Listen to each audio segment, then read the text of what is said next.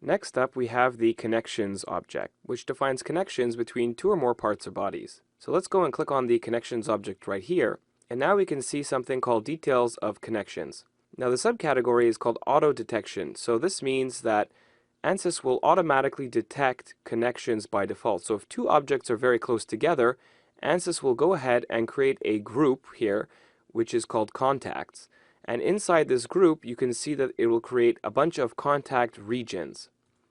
Now, if we select this first region, we can see the contact that ANSYS created for us automatically.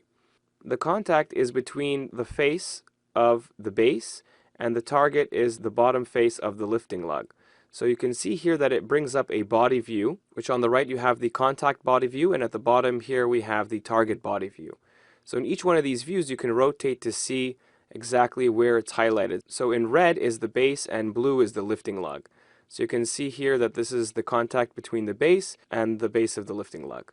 And the contact type here in the definition is bonded. Bonded means that ANSYS will join the nodes together and will not allow any movement between them. Now as you can see, we have other ones here which are called no separation, frictionless, rough, frictional, and forced frictional sliding.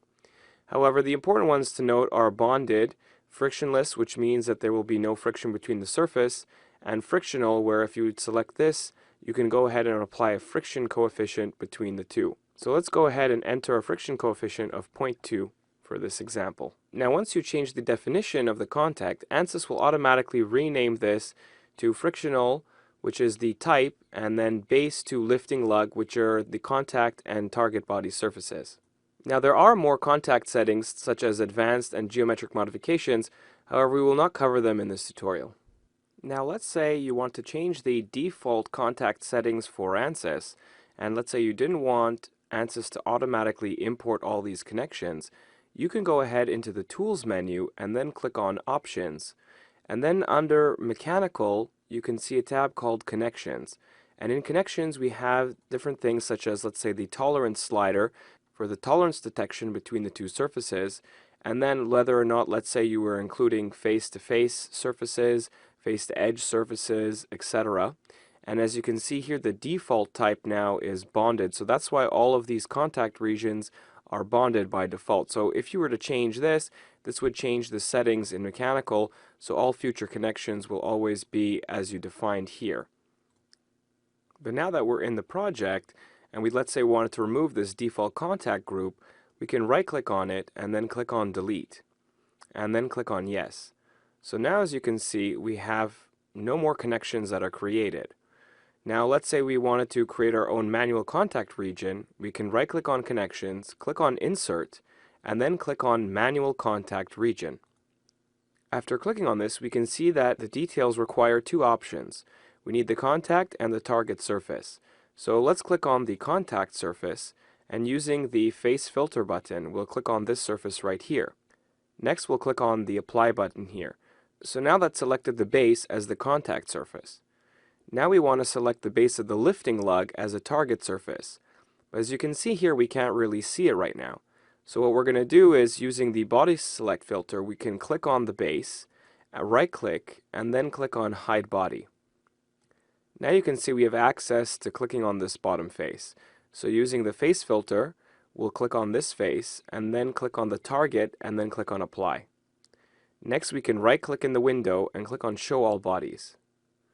So now we have both bodies here selected, and we can see we now manually created a contact region. Now in the definition type, as again you can see that the default is bonded. Now this would be a long process to do for each one, so in our case, the automatic connections that ANSYS created for us are actually very useful. So what we're going to do is we're going to delete this contact group by right-clicking and clicking on the delete button, clicking on yes. We're going to right-click on connections, insert a connection group, and inside the connection group we can right-click on it and then click on create automatic connections.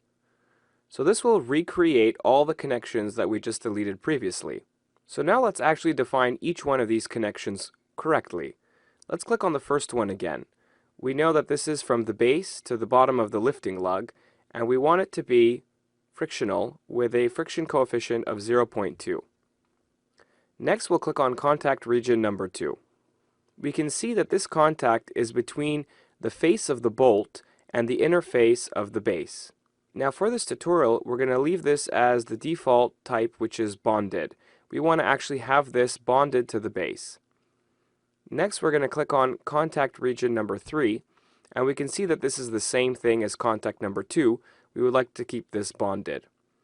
Number 4 is as well, it's the bolt to the base, and number 5 is the same thing. Now what we can do to better organize this is actually hold the control key and selecting contact regions number 2, 3, 4, and 5, we can right click and click on this group here, which will create a new contact group for us. And we can call this bolts to base.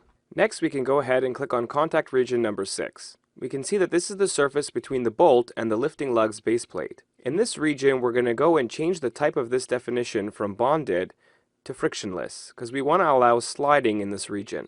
Now in contact region number 7, we can see that this is the bottom part of the bolt head touching the top surface of the lifting lug. We're going to want to keep this the default bonded value. Next, let's move on to contact region number 8.